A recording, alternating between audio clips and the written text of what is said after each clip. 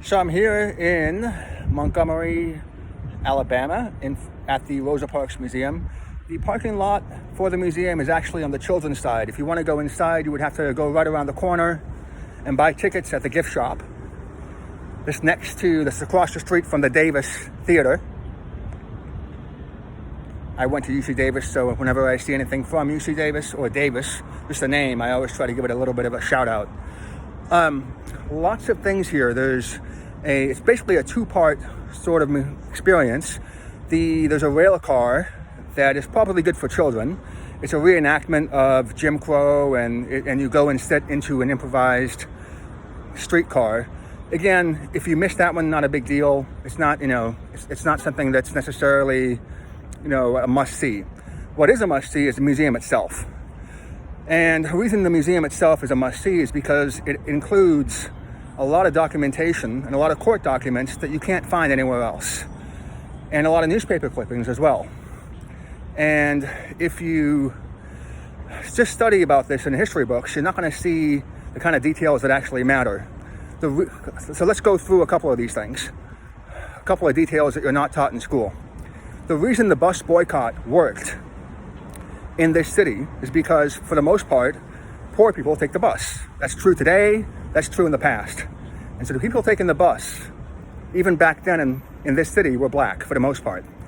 And when Rosa Parks was arrested, thereby putting into motion the Martin Luther King-led boycott of the bus system, which I believe was organized as a nonprofit, that business, that municipally linked business, lost about 75% of its revenue overnight.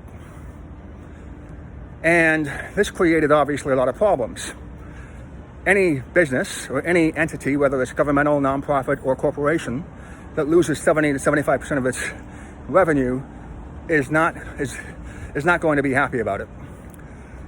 And so a couple of things about that. Number one, it wasn't just Martin Luther King. There were so many other people involved. Abernathy, it's just across the whole movement. We tend to focus on one or two people, but there were actually a lot of women involved as well. And unfortunately, I can't remember their names, but because there were so many of them. Rosa Parks was politically active. She organized the Montgomery, just a youth group here. And ultimately, there were so many people involved, and we tend to think of the civil rights movement as something that Martin Luther King led. To be really blunt, Martin Luther King was part of an existing movement here. He was not from here. He did preach, obviously, born in Atlanta. He was preaching at a church here for quite some time, but he was just part of an overall movement that came together in order to create a change in the laws.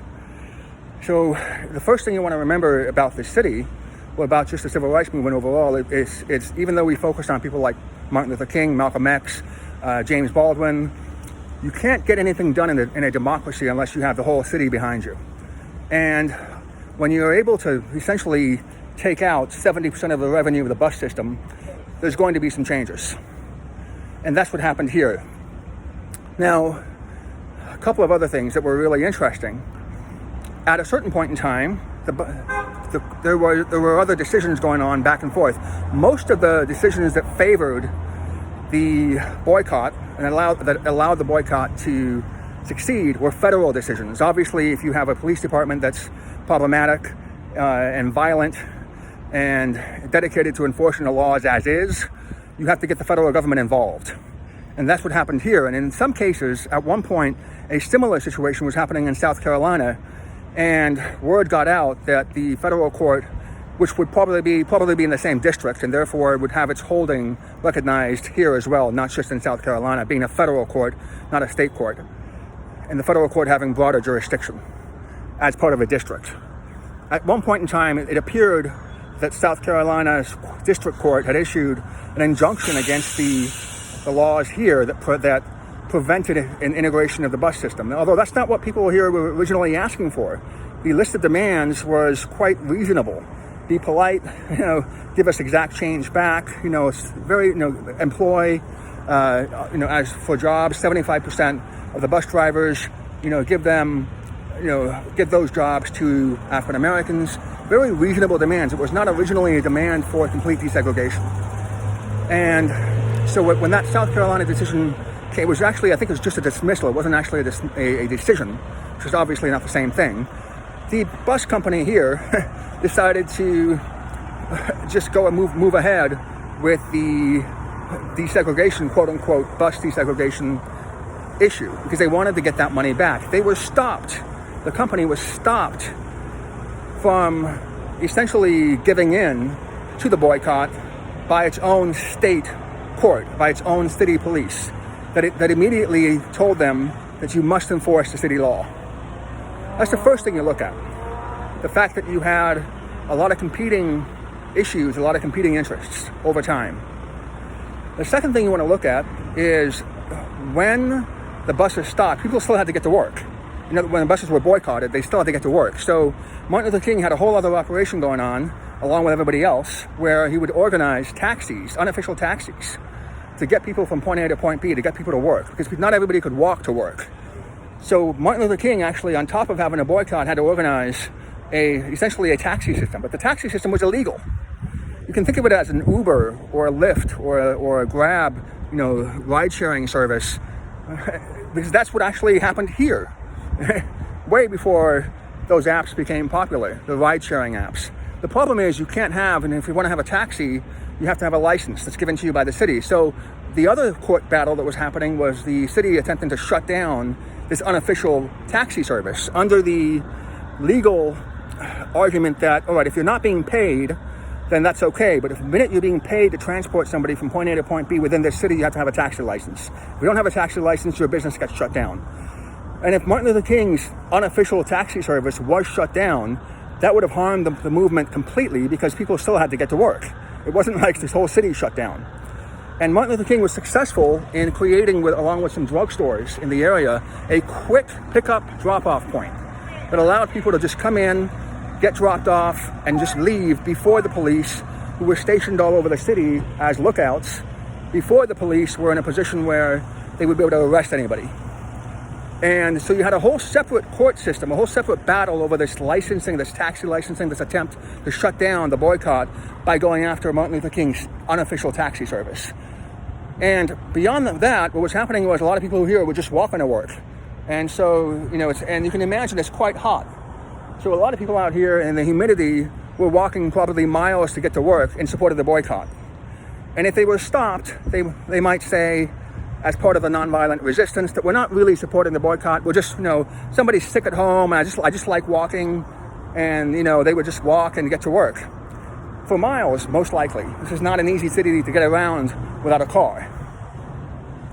And so you had all these other separate movements going on. So you have, a lot of this stuff isn't talked about because it's complex, and you probably have to have a law degree to try to understand what was the dynamic between the federal government, the state, and so on.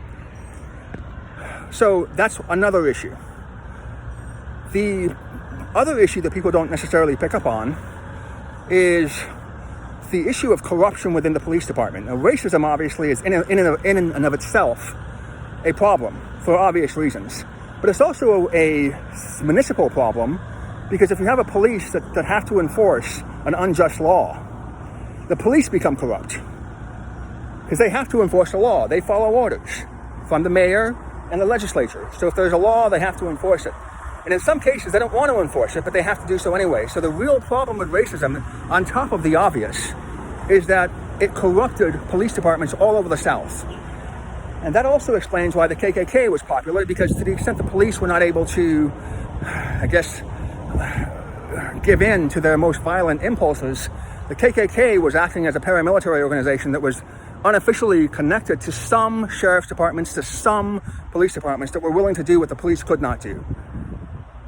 And there's a sort of motif that the police in the South were evil. But remember that they had to follow orders from the mayor, from Bull Connor. They had to follow it from a political movement that was dedicated to enforcing segregation at any cost to maintain the quality of life. And when these court cases went to trial, a minister here, a white minister, was saying that he was shocked to see the brutality of what was happening, because he always sort of knew what was happening, but not quite in such stark terms. But he was even more shocked when the juries were not in a position where, or would come back with a verdict that would favor the city government as opposed to the protesters. And this particular minister served in the Peace Corps in India and came back quite open-minded. And he said that the reason, this is kind of interesting, he said the reason that these juries out here were not able to support the boycott when it was presented to them in a clear court case was because if they were to rule against their white colleagues, their white neighbors, it would be an indictment of themselves.